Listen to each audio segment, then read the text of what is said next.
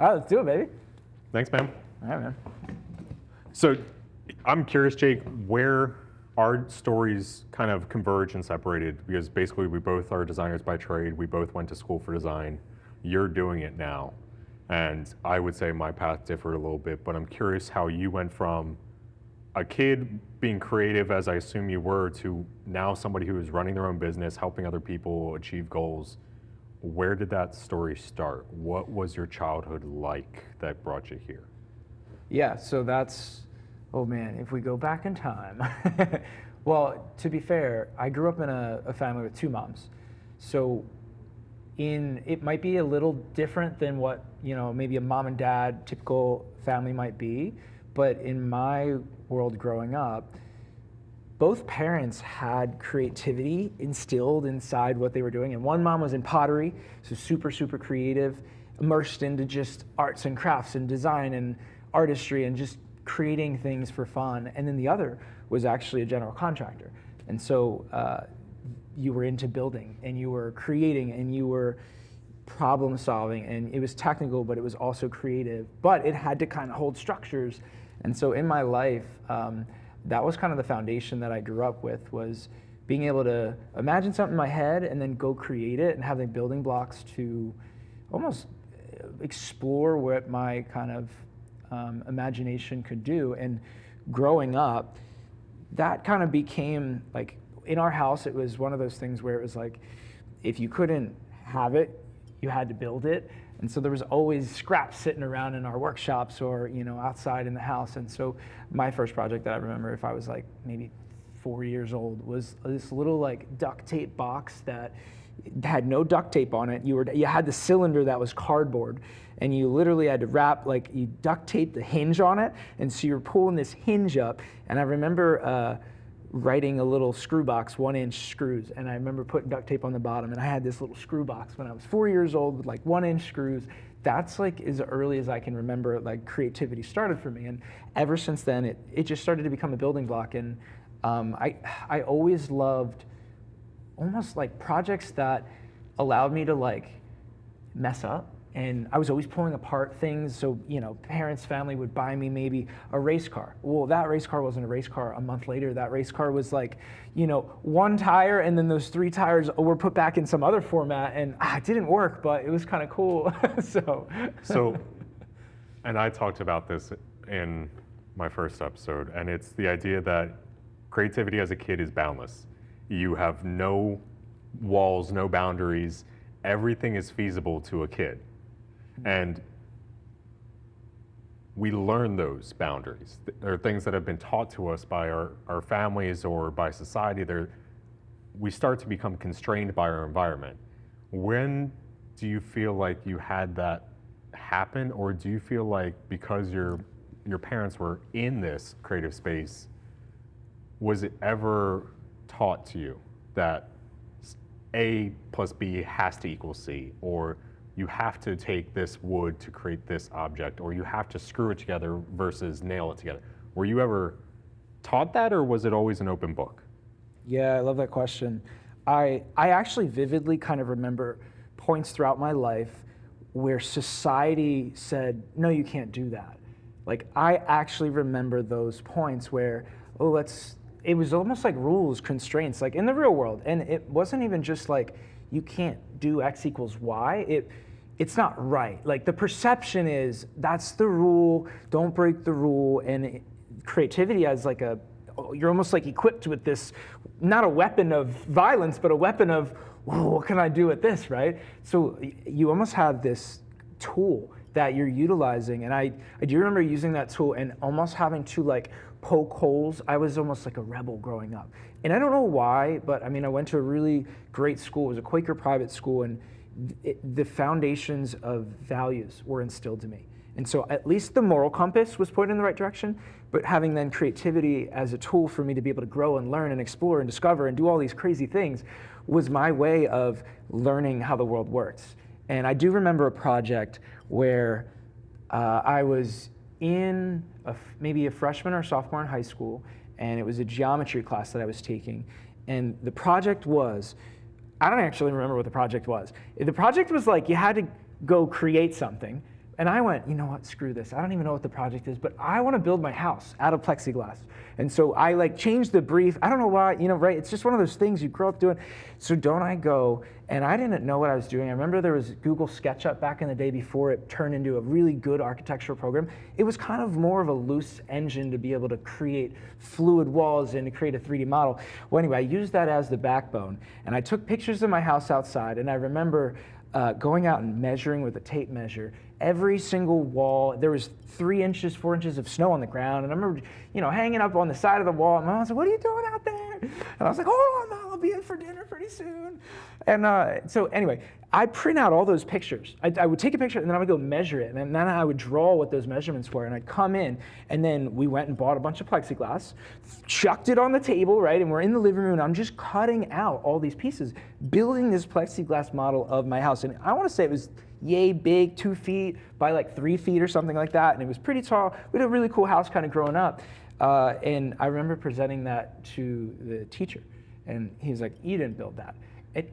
He didn't think I built it because I was this rebel, kid, and I wasn't always a good listener growing up, but I was really good at pushing and pursuing and creating. And so I remember him challenging my parents, giving a call. "Did your son actually create this?" And I'm like, "No, I swear, like he really did." And either way, that was just a project that I remember being able to not follow the rules in a way, but still follow the rules in some way that another student may not follow it that way. Like we want you to take initiative and a direction, and other students might take it in a simplistic form. Well, there were multiple projects, not just that, but multiple where I was like, let me reroute this to what my brain actually wants. So I do remember there are times like that where my brain got to explore what it wanted. And it just happened naturally. It was organic in that way. There's the notion that creatives are put in a box when you grow up because you're different. We're abundant, we're full of energy, some of us more than others. Yeah. And I know from my experience, there's a box. And sometimes you're pushing the walls too hard and you have to be told to take it a step back, where it sounds like for you, it's like the flowing water has been kind of channeled in the right direction. Was that because home was so supportive, or was that you were fortunate to be in an environment where facilitators, teachers, mentors saw that and allowed it to kind of find its flow? Yeah, you know what? I can pinpoint it to that. Let's talk about that. It was college specifically. I remember I had amazing teachers in elementary, middle school, high school that pushed me to explore those bounds. But I remember specifically in college, I went to Savannah College of Art and Design. So it was a design school down in Savannah, Georgia, and an amazing design school. But the professors for me is what really challenged me and what really challenged the box of creativity in that way.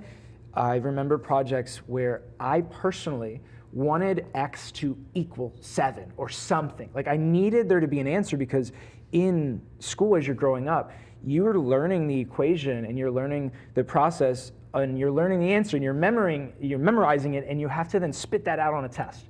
And so really, if you kind of skip all that and you just remember what the answer is, you do great. School does great, right? It doesn't when you are then in college for design school, because it's now about solving the right question and figuring out what that is to then create your own answer. And I remember going to a lot of professors in these projects in college going, "What's the answer?" I remember vividly asking, "What is the answer?" So I can then study the answer and then go take the test. Because I just wanted to pass. I wanted to do good, and I thought that was the way of doing good.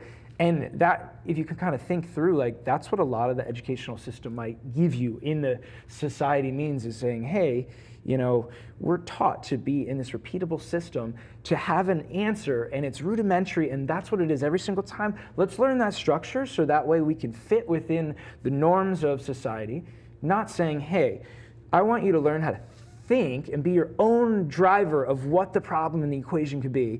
And so my professors were giving us briefs that were riddles. And the riddle was, we're not going to tell you what it is, you're going to just have to figure it out yourself. And so that's where that kind of stemmed from. For me, it was, wow, it was so uncomfortable. And they would use the motto, embrace ambiguity. And that meant that in front of you is the unknown.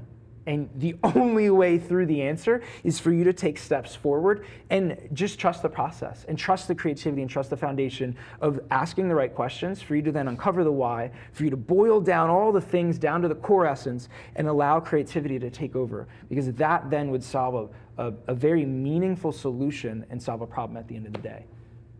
So I want to take it back a step, because you used to solve equations.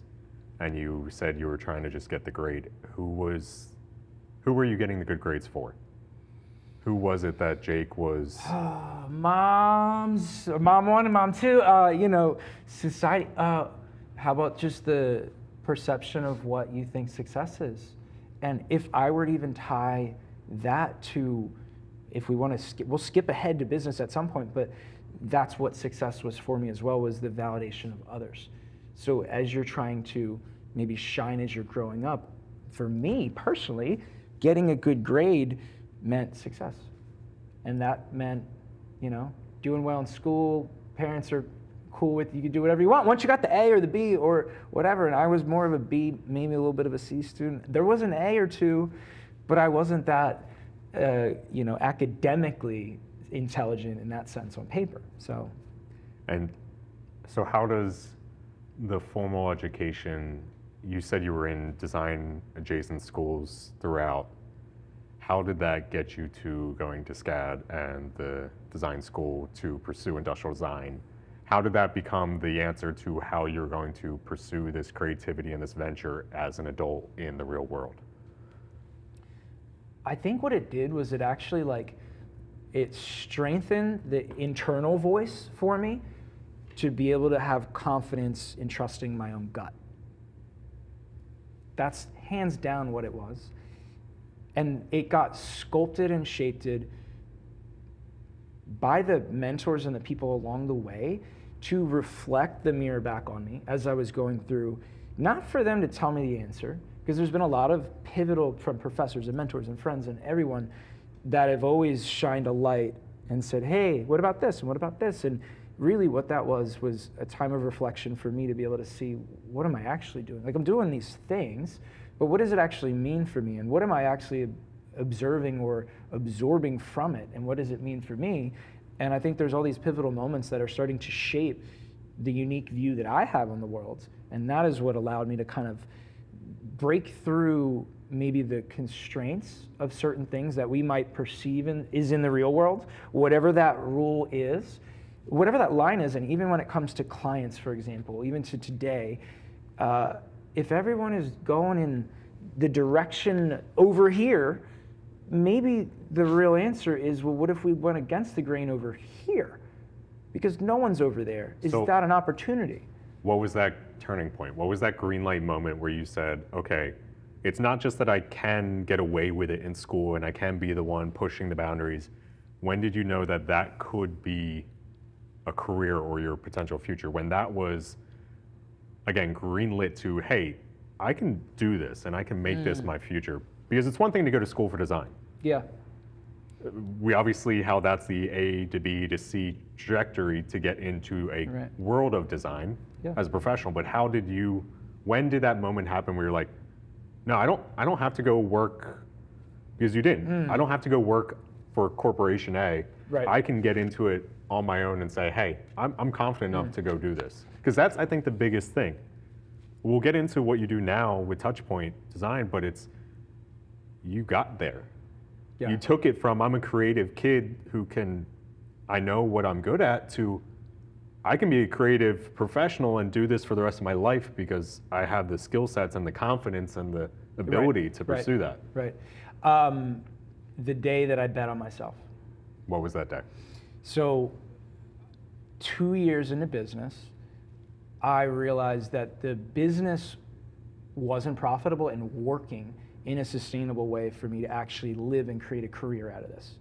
And upon me forcing everything that I possibly could to go, oh, I want this to work, right? Like, how do I need to learn tactics? Do I need to learn skills? Do I need to work on myself? It was all of that, but it was actually the knowledge for me to do it in a way that I could believe in myself in a sustainable format, and that was investing in a business coach for me.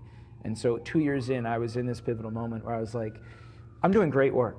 I have amazing clients, but they're not coming at the frequency or the scale or the profitability or the efficiency for me to do this in a sustainable way where it's fair for my time and for my career to then give back and serve the others in a way that I actually could do this as a sustainable means of business. And so the business coach, I remember that being a fork in the road because it was an investment where I actually had to put a lot of money in. And that money is something that I would have to allocate resources, extra energy to figure out if that was going to actually work for me. And I would have to just kind of figure it out as I went. And if I were looking at that plan, it didn't X equals this isn't going to work. But I knew that this was the only answer from doing research and understanding that if I just keep pushing it the way I'm doing, I'm going to burn myself out. But then it also is not going to help anyone. And the only people affected are me, my family, the friends, the people around me, because they're seeing me try to force something in, the square into the circle peg. How many times are you going to do that until it doesn't actually fit? So I'd say investing in myself and getting a business coach that taught me the foundational practices of the business model that would apply for my own business, a small and lean agency built around efficiencies, doing an intensive model where you're actually creating before and after results with a client transformation, and to be able to run those projects in a way where you have the right leadership, the right processes that are all going to lead a client confidently from beginning to end and onward to their journey. And that's something that I didn't have. I didn't have the infrastructure for that. So betting on myself was that one scary thing for me to be able to actually take that step and go, oh fuck, this is real, right? So 2017, you graduated design school. You were working freelance. What were you doing between then? Because I want to kind of paint the picture, because we just jumped into, look, I'm a business owner now. So yeah, design school into what was it for you for the next couple of years before you founded your company? Yeah, so, so design school, 2017 graduated, just a 4-year undergrad for industrial design, and actually which started as the first year was architecture. So I thought, that's a long story short, sorry for another day, but I thought I was going to be an architect. So did I. Architecture to industrial design. Oh man, no, our paths just changed so much. And we don't know, right? Because of my parents were general contractors. Yeah. So I was going, oh, that's a building, I have to build that, right? It wasn't actually a building, it was being able to create something of an idea and bring it to life.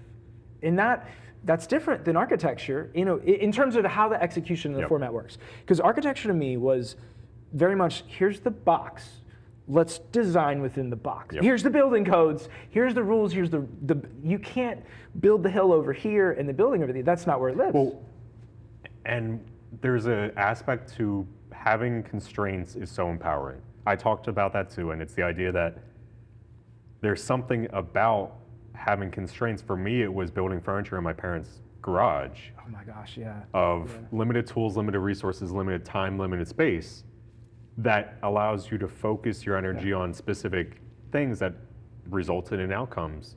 And for architecture, it's the idea that you're working in confines, whether it's a location, a site, the project management, that allow you to then focus in on the experience that you're going to be creating or the environment. And then how did that get to industrial design? So just like kind of you said, you are limited in certain things. Now, everything's limited in its own, even industrial design. For whatever reason, industrial design was, here's the box, now reimagine the box. And that for me meant, I think I enjoyed that a little bit more, because both practices are lovely, and I love architecture.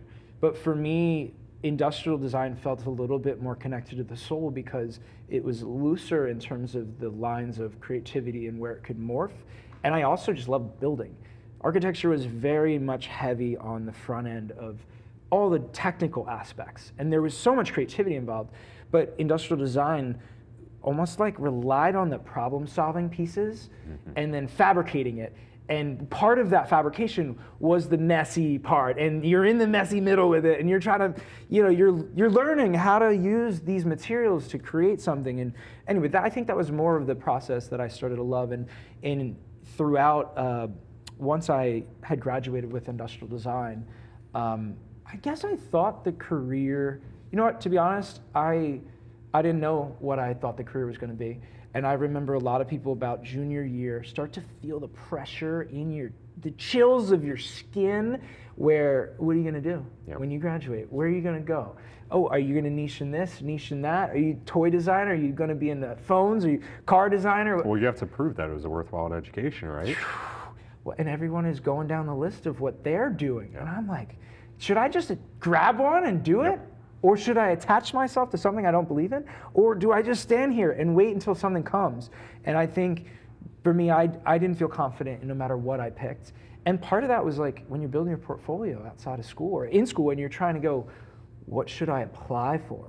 How do you tee up the projects in an intentional way where they look like, I'm the man for the job, right? Like, you should hire me for my skills. And so I actually didn't have a really good answer for that. And so I think my escape, which I don't know if it's a good way of doing it or not, but it worked for me, was I'm going to put my best projects out there and put them to the top and maybe apply to whatever and tie the story of that into the value bottom line of your business and what this job role should do, right? And luckily for me, I ended up getting an internship with Bressler Group, which they were formerly Bressler Group. Now they're Delve Studio, and they all merged. But either way, it was a product firm in Philadelphia, and it was an internship right out of school. And blessed because I got the opportunity. But if we're looking at design skills of what it actually took to be in that industry, I'd probably say my portfolio and my skills weren't there like other students may have to get that type of opportunity. But the thing that I brought, and I didn't realize this, because getting hired for jobs in this world was never about the skills, and it wasn't about your portfolio. That's the buy-in. Like, there's got to be enough there for you to be able to actually do the job. It was about how you think. People are hiring you based on how you think and how you problem solve and how you're actually going to execute those items within. Guys, this is our problem. Let's go solve that as a team. And it was multidisciplinary. And that way of working with other people and collaborating is my sweet spot. And I didn't realize that because I didn't know how to showcase it in the portfolio to a way that I understood it. So once you got in the real world, that's when I started to learn, oh, wait, that thing that was my inner voice that I was grooming and the professors were teaching and my mentors and my teachers were growing, that is starting to create shape. And now Jake is starting to trust his gut a little bit more. So I'm building confidence with how my brain is seeing the world around me. And that was an opportunity where I actually remember going, this doesn't actually feel like a good fit for me. Like, for the long run, I remember being in it. So, okay, that's it then. When was the moment where you said, if I don't jump now, if I don't jump ship, abandon working for somebody else, it may never happen? Because that's how I saw it. We only have so much time, and you can keep thinking you might be the independent, the entrepreneur, but until you take that first step, it means nothing. Here's the thing, I didn't want to own a business. Did you want to own a business? I never saw that as a vision. I'll explain that, but was your idea in your head, like, what was it? I want to go work for this company, or I want to go start my own thing. That wasn't on my radar. For me, it was limitations, where I knew that if I was under somebody else, the timeline was either going to be expanded or the opportunity and the doors were going to close. And until I took control, and also with that responsibility, right, it may never happen. So I'm curious how you got to the point of, all right, well, I'm seeing that I can do it. I'm confident in who Jake is now. So how did Jake then get to the point of starting Touchpoint Design? So before I started it and after this internship, right, I think there were different jobs that I worked at along the way after that internship that kind of diversified my I don't know, career or whatever I was doing. Like, for example, I had lived in England, and I literally moved over to England for 9 months, 10 months, and taught design to students while I was over there. And random opportunity that just happened to happen, land in my lap, and I went, I can't pass that up, let me go. We had I think SCAD had a partnership at the time with some of the UK schools, and people had different artist or designer in registry or designer in residence opportunities, and this was a teacher in residence, and that opportunity was amazing, and I did it, and I hopped over there, and what I was doing from a high level, like I was basically teaching them what I had learned a little bit in the real world so far, but then what I learned in college. And if I'm teaching them how to sketch and visually communicate to the other students in the class, that meant in my brain, I was like, well, I know how to do it. It then taught me how to learn it to teach it to someone else, which was crazy, right? We're taught our skills in our practice and in college and all the different experiences that we have, but we don't really have to teach it to someone else. So that's where I learned, okay, wait, that's interesting. I really like something there. Empowering others to build their version of what they are, give them tools. And so that was a cool opportunity. And I remember when I moved back, I then was opened up to other opportunities, freelancing, doing logos, and working, designing trade show booths in person, and waterfalls, and backyard vegetable gardens, funky stuff, right? Like, you want a kitchen backsplash, I do it, right? Because my parents were general contractors. Yeah. So we had the skill sets to hustle, make money, do whatever it was, and I had my hands filled everywhere, and it's so awesome. I do remember in that messy part of, man, where am I gonna go? I just studied this degree. I'm not really vibing with maybe what the industry's doing for whatever reason, and I think for me at the time, I don't think I could understand it, but in hindsight, when I was looking back, the industry felt a little bit limiting, and I didn't have connection to the impact. And I was in this design camp, a camp that one of my professors had ran during college, and it extended beyond my career at SCAD as well. And one of the camps, I remember talking to some of the staff that was there, and I remember them asking me, well, what do you want to be when you grow up, right? The typical, where do you want to take your industrial design career? And I was like, man, I just want to help people. I want to make an impact. And those were the exact words out of my mouth. And I remember them to this point. And I remember the answer that I got from them was, look, I know you love, being a hero and doing your thing, but go work for someone else. Go spend money on their dime. Go make mistakes and, use those mistakes, right? And it was an answer that it didn't connect in my brain because at the time, I was like, wait, this isn't what exactly that I want to do. That was one moment that I remember going, okay, is this a box that I have to fit in? I think that was like a tension point. I don't think I fit in this box. And then as I slowly went through, and I don't know how far you want to go, but we could talk about how that then progression happened. But I would say that's one of the moments when I realized, okay, I don't know if it's a business owner or what, but I need to be in control of my destiny. You were put back on the sidewalk, essentially. They said, here's back. Yeah, get back in line. Wait, you're out of line, dude. And you felt it where that wasn't going to take you and give you the opportunity to have the impact that you wanted. Because it sounded like you found that you want to have an impact. You felt that internally, whether you really knew it or not. Right. And you could start to feel that walking the same path as everyone else wasn't going to get you there. That's actually a great way to put it. Yeah, walking that path that I thought was success in others' eyes, which was the recognition of the design awards and the skills and the fancy jobs and the credentials. I thought that was what the shiny object sitting there was success. And meanwhile, I'm sitting here going, I'm playing with this thing that I call helping people and making an impact. Why does nobody want to help me with this, right? Like, I'm like, oh, wait, this is my idea, right? I had this great idea, right? No one wanted to listen. And not to say that, because that opportunity also helped me explore that. But I just remember that moment of that conversation where I actually had to challenge that view. And I remember going, ooh, that's interesting. What does that mean? Well, how'd you have the persistence, the resilience, the motivation to challenge that? Most people some people's voices they'll listen to it and it'll be too loud, and Right. they will think too small of themselves to be able to see the potential down that road. Sounds like you had a good family support for it, but why was your voice or your passion strong enough to get you off the beaten path and start Right. pursuing something of your own? Yeah, I think that's the question that I couldn't see it straight and I didn't have the answer for, but I think if we were to roll that timeline, this is how that picture then got painted. So I'm starting to ask questions. I'm getting challenges and amazing conversations for me to start to understand where my career trajectory needs to go. There's been other moments that started to challenge that mindset as well. But when I had traveled back from England, and this is about 2018, 2019, I was taking on every opportunity that I could.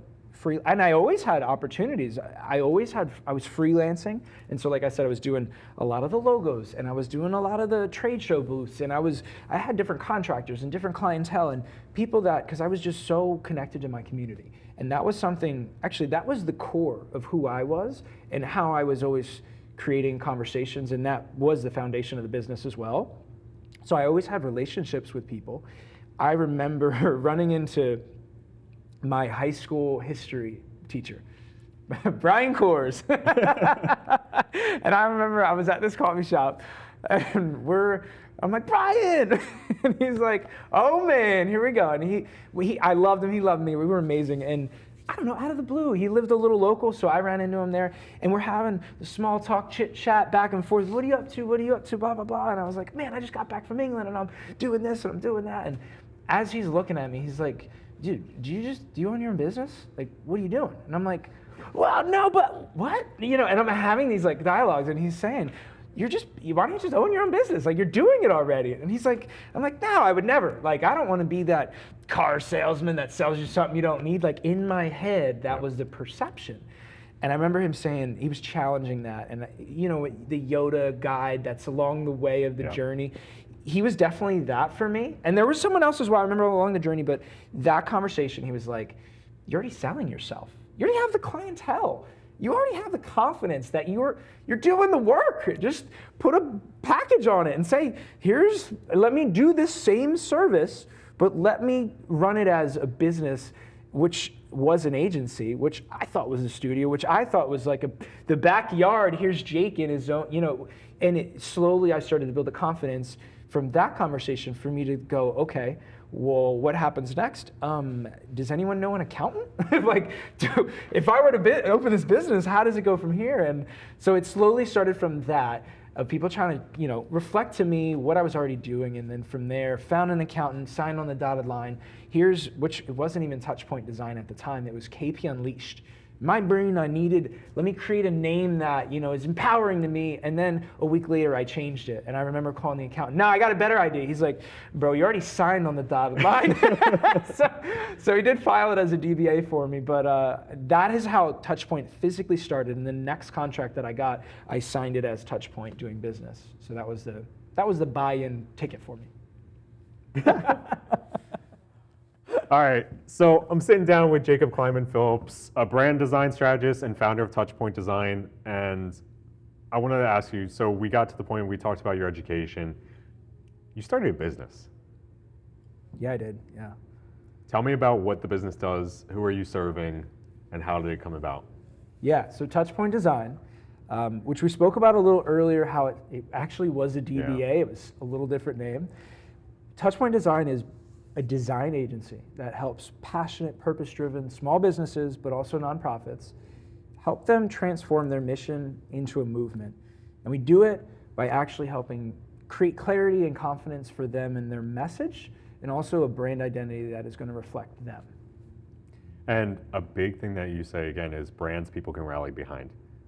Why is that impact? Is it for the businesses? Is it for the community? Why is that kind of the shout statement for you? Yeah, I believe that brands that rally is all about being able to attract people that believe in the same belief of that mission that is going to help serve any mission for a community or anyone that needs to be a part of that. And here's a great example. I have a client, A New Way for Purpose. Their mission is all about helping people with disabilities create jobs that they have and unique opportunities for them to have friendships and partnerships and opportunities for jobs. And for them, the more that I actually help them connect with their audience, the more that their mission is growing. And right now, they have an entire community and they're growing every single day. And for me, as a brand strategist, to be able to help someone like that strengthen their message and amplify their mission, that's exactly what a branding agency can do and the impact that it can have on someone like that. A better question I want to ask you is, does this feel like you've done it? Does this feel like success to you? You had a definition of what success was when you were a kid. Yeah. Does this feel like success? Wow, interesting. So success for me has changed over the years. And what I mean by that is I thought success was one thing growing up, and then going into, a career, and then changing that into owning my own business. And then I realized that no longer served me, because that form of success was maybe a facade of what I thought it was. And what I thought it was the recognition of others, the validation of my ideas from how other people saw it. All the things that weren't actually me believing in myself and what I felt was the right answer. So success then I had to change that model internally and almost rewire that mindset belief because it was no longer serving me and it wasn't going to allow me to succeed with business. To actually fundamentally, foundation of success is let's be sustainable with this business model and let's be able to actually help clients pay the bills but also grow. And I'd say the definition of success for me now is not only just the joy of the process and the journey, because the process for me is a beautiful thing. And the fact that I can love it and enjoy the creation and being able to actually be immersed into the zone of creativity, help create something that is transformational, impactful for my own clients, that is awesome. That is to me, that is success, hands down. Being able to love what you do, I'm very grateful that I can do that. So I would say that is one kind of box that I would say is success of my view of how I see that. The other is the freedom and the flexibility for how I do things. And what I mean by that is the fact that I have the freedom on my own terms to be able to navigate the direction of where I want to head on my own terms, with the freedom of my schedule, with the flexibility of my time, with having abundance of energy, space, and time to be able to allocate the right resources, to develop the right relationships that I want to build, to live the best life that I want to live, again, on my terms, that is almost a great form of success for me. And that doesn't mean that I have made it to a mountaintop on the top, but that means that I made it to a point where I no longer need others to validate my means of success, because your means of success might also be something different. But now I can go, this is success to me because I feel that I have overcome a lot of things to get to this point. Here we are, and we're always leveling up, but I can look and go, great, I feel like I'm in a place that, all the things have almost helped me get to this point in time. There's a story I was told, and it was somebody was asked by somebody they looked up to, a mentor of theirs, hey, who do you want to be when you grow up? And the answer this person provided was, I want to be me in 5 years from now. And fortunately enough, they ran into each other 5 years down the road. And so the mentor asked, are you what you would say, are you your hero now? No, my hero is me in another 5 years. And so they kept pushing that boundary further and further and further. And I feel like that's only a space that you can really embrace when you start living for the journey and not the outcome. Yeah.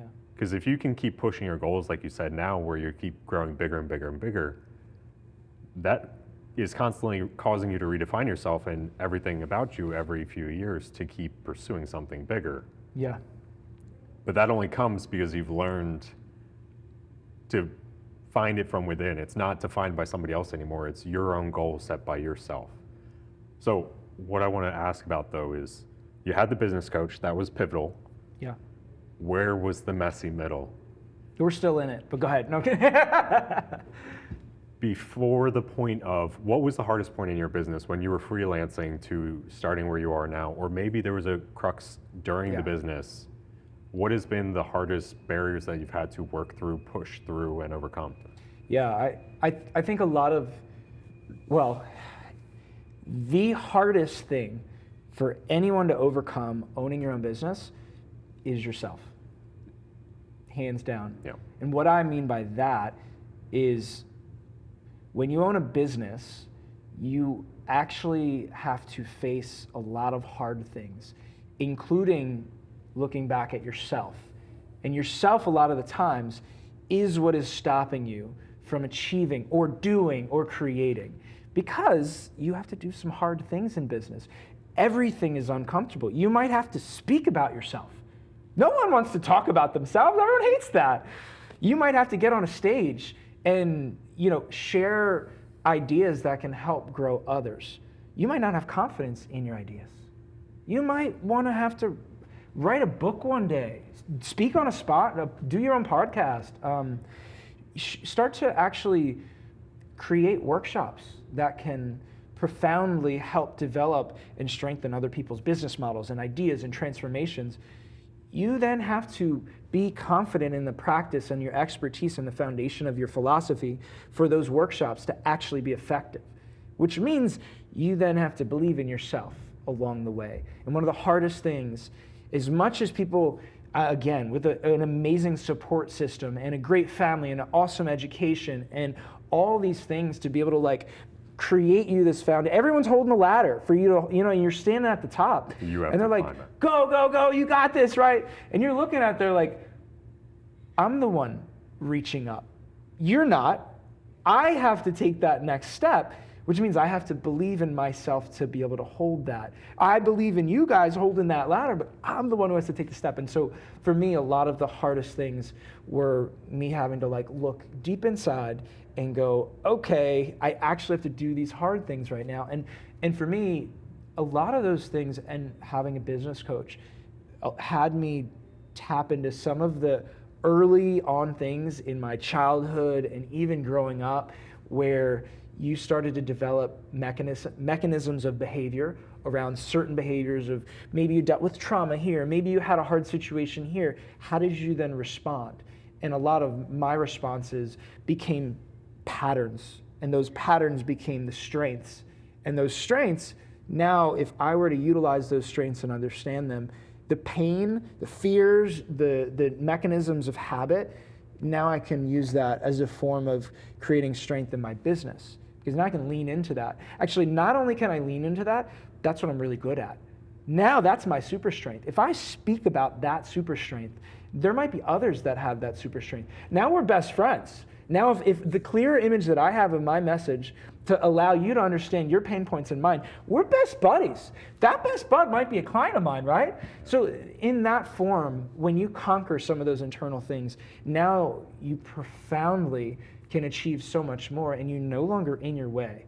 And so that's long story to say, but I myself was in my way, as one of the hardest things to actually own my business and for it to grow. So you talked about what I would say is a cheat code earlier of teaching. Teaching is a cheat code to accelerate our growth faster than almost anything else. Love that. When I was a sports coach, it made me a better player.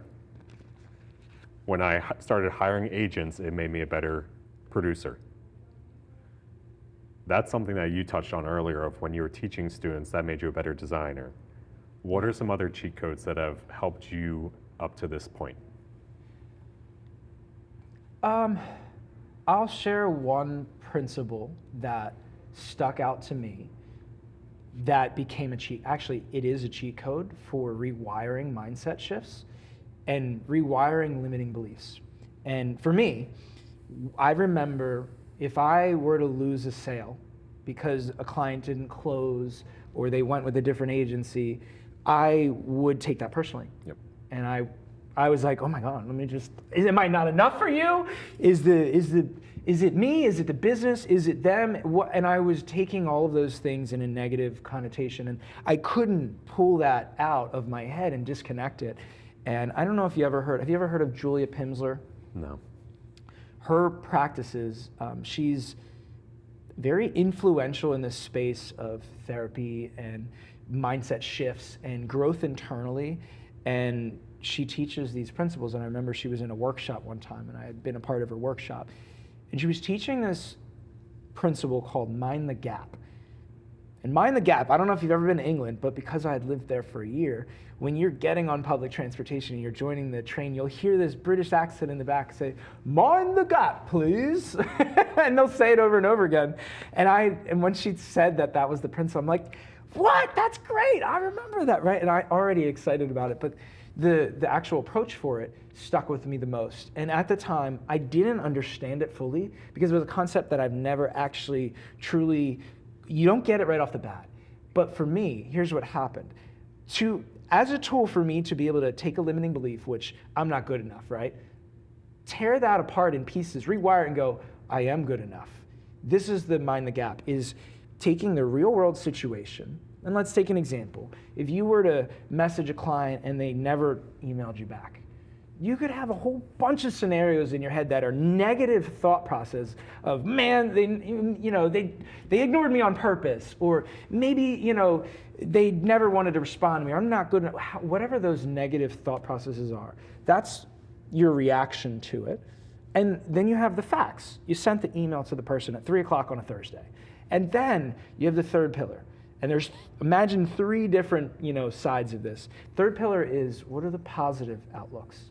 What are the more empowering beliefs that you can create from that? Because you already have the negatives. You actually started with negatives, right? So now you're saying, hey, maybe they're on vacation and they didn't see the email. Maybe I ended up in their spam box. Maybe they didn't have enough time to be able to respond to me. Maybe they thought they did. All of those are way more empowering than I'm not good enough, holy crap, And so the whole principle is to be able to understand what each of those things are in your daily life and create distance between them. And so you're minding this gap behind them. In my mind, once I started to slowly see the patterns of how that exists in the real world, someone cuts you off as you're driving down the street, right? Man, screw you. You know what? You probably had somewhere to be. So I'm going to take my time. Whatever that empowering belief. So I started to learn the behaviors of how that showed up in my life. And then I started to almost have like a step back moment where something happens. I want to have a vicious response or a vivid emotional response. And I actually take a step back and I allow myself to realize what is the actual fact of what's happening in this situation. So Mind the Gap has been a cheat code. And if we were talking about mindset shifts, one of the hardest ones for me early on was owning a business and being young and successful. Yep. And so I had to break that one first. How can I be successful and not have worked 20 years in this industry for me to say that I have all the experience in the world to be able to make an impact? That actually even though that is true for a lot of people and that's their path, that does not fundamentally mean that I can't make an impact with the knowledge that I have and the experiences that I have for me to actually help someone and for me to solve their problems. So Mind the Gap became very useful for me to actually conquer that limiting belief. And then once you do that, you find other ones and then you find others. And that slowly has become a great tool for me. It's the idea that you are what you think. And once you get a little taste of what it means to have positive mindset, you can keep pursuing that. And I think that's a big thing for a lot of creatives and entrepreneurs in general. It's just, there's nobody coming to save you. There's nobody, There's nobody who's going to pick you out of the mud and clean you off. They might for the first couple times. Yeah. But people are just in your life for a chapter, most of them. Like, nobody's going to be there to hold your hand until you're 99 years old. At some point, you have to decide that this is your life to live, and it comes from you, not to you. Yeah, you're the leader of this, and you are controlling your destiny. Other people are there to support you, but they also may not support your ideas that you have either. Yeah. And sometimes that's the line that you have to almost internally look at is, you might have these crazy ideas. Some might be crazy, but some might be crazy enough to be a good idea.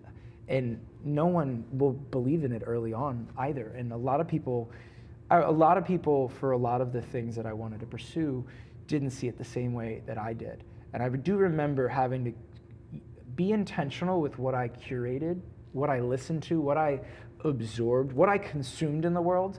from podcasts to articles to this to that. I almost had to block a lot of things out because it was muddying the belief that I had in my own gut and where I needed to believe in myself. And so I remember being like lost with decision making. I remember going, I really don't know. What do you think? You know, it has to be clear as day for you to be able to do that and for you to be able to lead and for you to be able to own your own business, but also just create an impact and believe in yourself and be in a career that you actually love and you enjoy.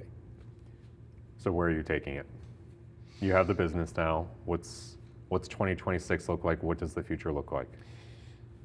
I think one of the coolest things, the goals for me, has been learning how to actually stretch the goals to almost things, because I don't know if goals, I didn't know if they were attainable or not. I didn't know when you set a goal, is that actually feasible, is it not? And over the years, I've actually learned how to stretch something that is a little bit too far out of the comfort zone, a little bit too unrealistic to, okay, yeah, I can complete that, in a weekend if I just bulk loaded the effort, right? To what would be something hard for you to do? And so for this year, for me specifically, one of the hardest things for me is consistent small effort. I am great at big chunks. You want me to just do a podcast and start it? I'm gonna do it all in a day because I'm just gonna get it done and over with. But for me to spend 30 minutes Monday to Friday to read a book, to develop my personal, knowledge, that is hard. For me to show up consistently, to go to the gym and, work on meditation and to build self-care practices that are going to be fundamental for me to be able to show up when I need it on a day that I actually need to, do a hard day. That's always been hard for me. So as I grow forward, locking in the foundation for a lot of things that are going to serve me and be focused on alignment and space and things that are protecting the foundation of how I'm going to grow and how I'm going to, use the business as a way to actually create impact. That, as I'm moving forward, is going to be there and huge focus as I'm going forward, especially this year. If we were to pull our head up a little higher as I'm going, the business for me, I'd say I want to start to take on more uncomfortable things. So I know in the horizon, a TED Talk is an uncomfortable thing that I would love to do. It feels scary even just saying it out loud. I've been on a couple stages. I've done some cool talks. I've been on podcasts. I've been able to develop confidence in my own voice and to be able to share my expertise and be able to provide value and impact for people. I want to stretch that. I want to pour some gasoline on that. What would that look like for me to actually put my voice out there in an uncomfortable, invisible way? TED Talk's one. Writing a book. That's something that I can't even fathom the fact someone who didn't grow up reading could potentially write ideas that have actually been something in his own foundation that have served him that then could potentially help others. Some format of that. Again, that's like a far reach, right? But not too far that it's not unrealistic. I don't know what unrealistic would look like at the moment, but I will say to also then grow Touchpoint to a creative powerhouse that is known as a go-to influence for purpose-driven branding and people that actually need transformation to make a bigger impact. Philly, or just in the area specifically, but that's, hardcore goals right now. Where does that take you from here? Is it more community impact? Is it more growth? You talked about wanting to do TED Talks. What does a 70-year-old Jake look back and say, I did it? I think let me tap on that for a second, because you're speaking in the sense of, is your why maybe self-serving, or is it something that is serving others? And I think that everyone's why is a little bit different. Yours is different than mine, and mine is different than others. And my why is helping serve others. It's helping make an impact. It's helping create a positive difference in the world, in my community, for myself, for my family, my friends, anyone that I can positively affect around me. is my why, and I do think it depends on the person. I do think it's a little different. If I were to jump and look back 70 years, what I would want to do and what I would be proud about and what I would hope that I have achieved is creating a legacy of impact, and creating a legacy where the impact has made a positive fuck you difference, and people were changed and they were affected and they were transformed, or there was a community or multiple communities where their mission did transform into a movement, and that movement self-served everyone that was a part of that, however big that is. And it actually, I don't know if size matters as much as the quality of impact that it helps serve others. I don't know if that's as important for me as just having a legacy that actually has a profound difference for other people's lives. Jake, this has been a pleasure. We talked about how you went from the energetic child, full of creativity, boundless opportunity and a supportive family, to you went through the school system, you got a little bit of pressure, a little bit of pushback, but it sounds like you found your voice there. You found your opportunities to kind of break the mold. College was another opportunity to find the right people who supported you and pushed you and challenged you in the right kind of ways. And then how life puts people in your path to get you to ask yourselves the questions that you're too afraid to ask. The biggest thing for you was the self-confidence. Taking the step as a doer, as an entrepreneur, to say, I can do this. That's how you went from just a aspirational creative helping others to now a business owner. Thank you for sharing this journey, and I think that's really going to be impactful of just the crux between being a dreamer and being a doer. That's the Doer Paradox. Yeah. Where can people find you? Where can they follow you? Thank you for having me on here. Anyone that wants to find me, you could go on my Instagram. I know you'll put in the show notes. It's Jacob.Kleinman Phillips. And if you're on the fence about a brand identity, or if you don't actually know if it's ready to invest in anything for your brand, find me on my website, touchpoint-design.com. Awesome. Thanks so much, Jake. Thank you.